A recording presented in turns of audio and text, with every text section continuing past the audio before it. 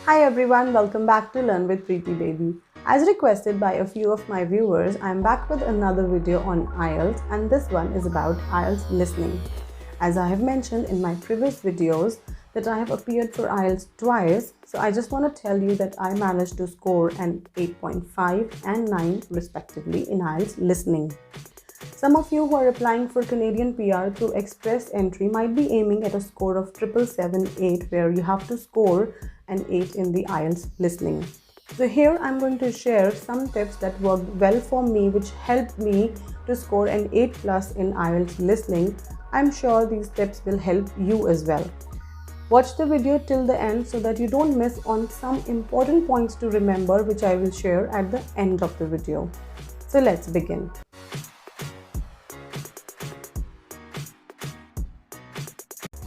Before we dive into the tips, let's just have a quick overview about the IELTS listening test format for those of you who are not familiar with the IELTS listening test format.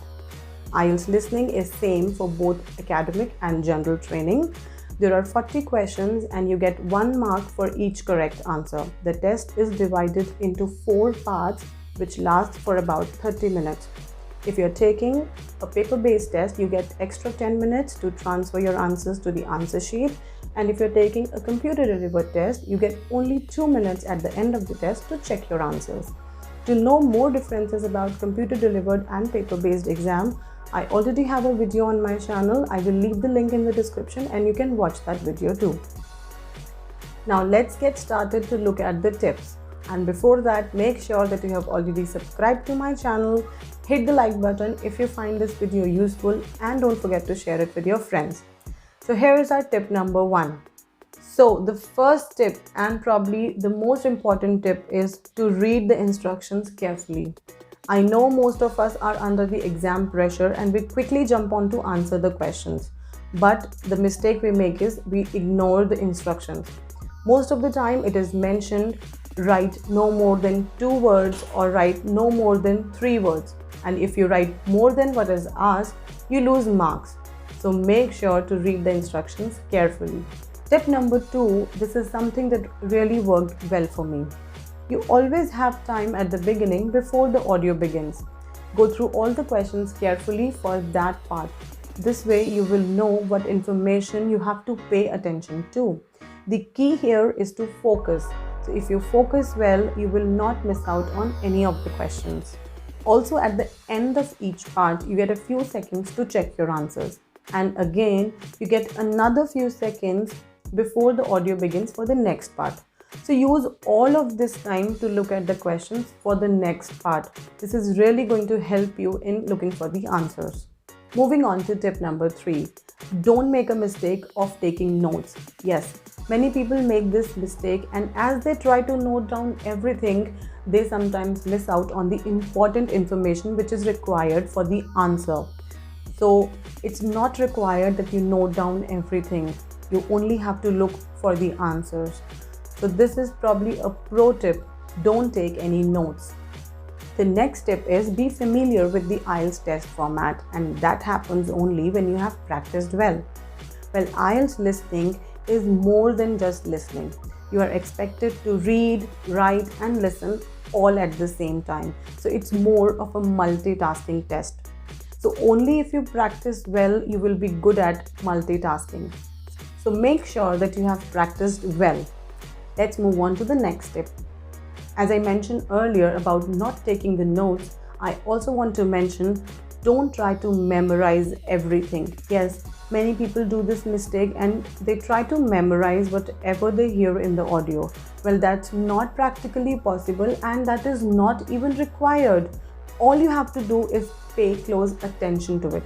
It is found that most of the times the answers are spoken loud and clear, so you get a grasp of it.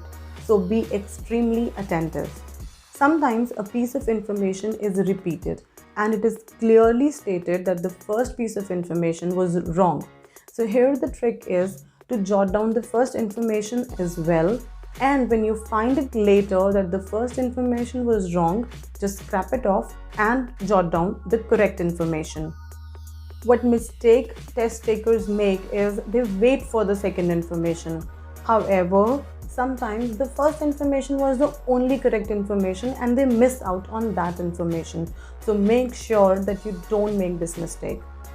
Our next tip is get used to listening to different accents, because you will hear a variety of accents in the test. It could be American, British, or Australian.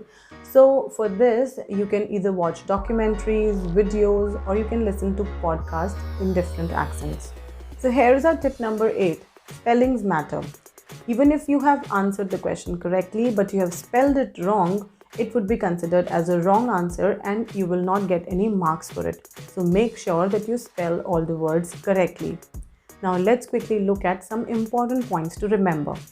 The first important point is, if you're taking a paper-based test, don't write directly on the answer sheet. Rather, use the transfer time wisely. As I've already mentioned that spellings do matter, so make sure when you are transferring your answers to the answer sheet, you keep checking your spellings as well. The second point is, if you feel your handwriting is not good enough, you can choose to write in capital letters as well. The next point is, both American and British spellings are accepted, but make sure to be consistent. Last but not the least, you have to take care of singular plurals as well. If you write a singular noun instead of a plural noun, or if you write a plural noun instead of a singular noun, it would be considered as a wrong answer. So make sure you know what you are writing. So that's it for today, and I hope that these tips will help you achieve the desired band in IELTS. If you have any questions, you can always leave them in the comments, and you know that I will answer your questions. I will see you in the next video. Till then, keep learning.